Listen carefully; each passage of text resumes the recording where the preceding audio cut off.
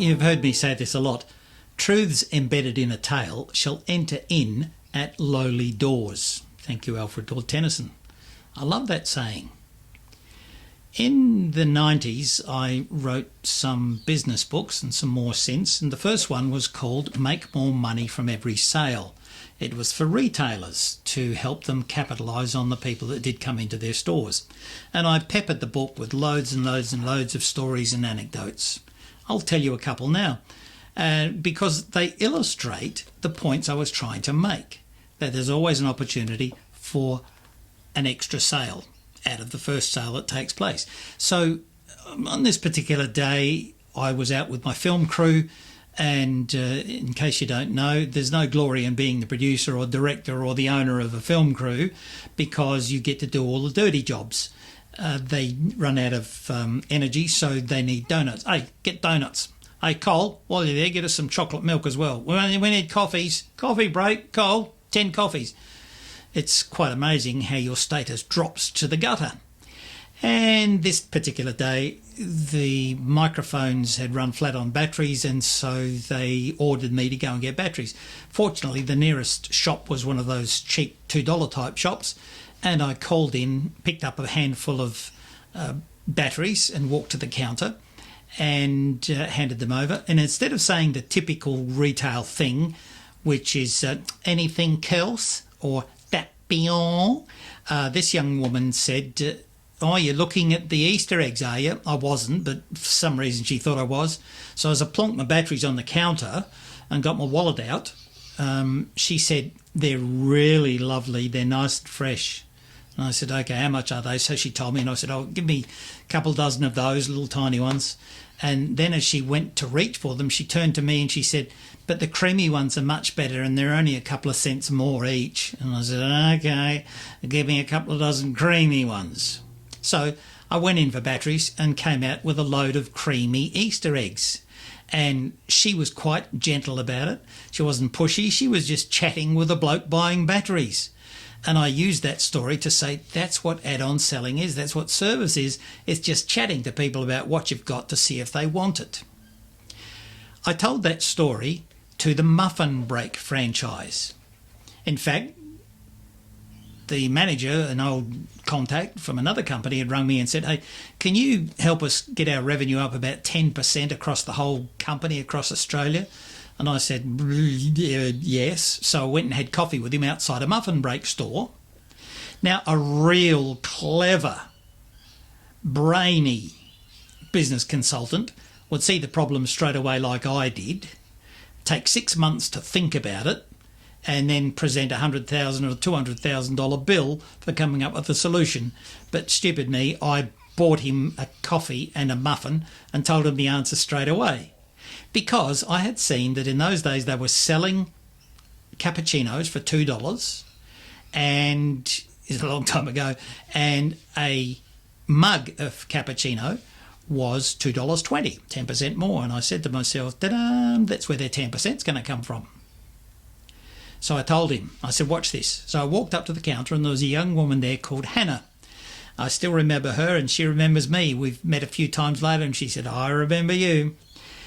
I said to her, you realise that the coffees are $2 and there's $2.20. It's only 20 cents more for a mug. So how about from now on you say this. When a person says, cappuccino please, you reach for a mug as you raise your eyebrows and look cute, put your head to one side and say, in a mug. And if they demur a moment, you say, it's only 20 cents extra and you get 50% more coffee as you keep reaching. She looked at me as if I had grown 3 more heads. She told me on the Monday when I went back to check how it had gone, she said, I thought you were crazy. It seemed so pushy and aggressive. I didn't want to do it, but I promised I would. Guess what happened, she said. I don't know. On a Saturday, which was the next day, I usually sell 5 or 6 mugs of coffee. Wait for it. Last Saturday, 2 days ago, I sold 95. I couldn't believe it. And I've told that story all over the place. Tell you where, especially in a minute. I did the same sort of thing with a colleague or a friend, a client actually, Simon Mitchell at Bob Jane Tea Marts down the road at Ranella. And I said to him, how about you use the add-on selling technique to sell wheels? Now, sometime before that, the famous Bob Jane, late now Bob Jane, had said, I want you people in South Australia to lift your game because you're not selling enough wheels. Sydney sells them, Melbourne sells them, Brisbane sells them, and you can't sell one. I saw last month that you'd sold 16 between the lot of you. And there were 16 franchisees there. I had taught them, when anybody says they'd like a retread, a tyre repair, new tyres, you simply say, and how about a nice new set of wheels to go with that? Well, I remember the meeting. They were hostile. They said, people don't buy wheels in South Australia. That's not going to happen. I feel like I should ask them if they want fries. By the way, those people about the fries haven't done that for 25 years. But I said, come on, go away and give it a try. So the next morning, I got a phone call at about 11 o'clock. It was from the guy at Edwardstown, and he said, you won't believe this. Guy came in this morning with a Datsun 180B painted in 55 different colours. He said, I'm doing her up and I'm going to put some new tyres on it. And I said, well, would you like a nice set of new wheels to go with that? The bloke said, how much? I said, $400. He said, I'll be back in a minute. He ran down to the bank and came back with his $400 and I put new tyres, new wheels and tyres on his old bomb car. It was the beginning of his replacement. Simon Mitchell at Bob Jane Tea Mart, as I said, at Ranella, told me several months later that he normally sold 4 wheels every quarter. In the last month, he had sold 96. You know why? Because he just said, would you like a nice set of new wheels to go with those tyres? And the last story I'll tell you is one that happened in the Philippines. Now, getting the idea that these stories, these anecdotes, build up and tell a case that it is possible to get more money from every sale. If the people are willing, they'll part with their money. And if you're brave enough, courageous enough, and it doesn't take that much courage, you can ask every person. 9 out of 10 will say no, by the way. And you're just out there looking for the 1 out of 10 that's destined to say yes. So you see the point. I was working in the Philippines with the Chowking company.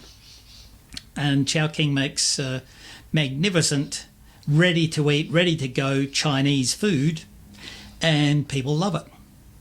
They've got an especially delicious dessert called halo halo. And if you know any Filipinas either, you just ask them, what do you think of halo halo? And they'll say, oh, it's beautiful.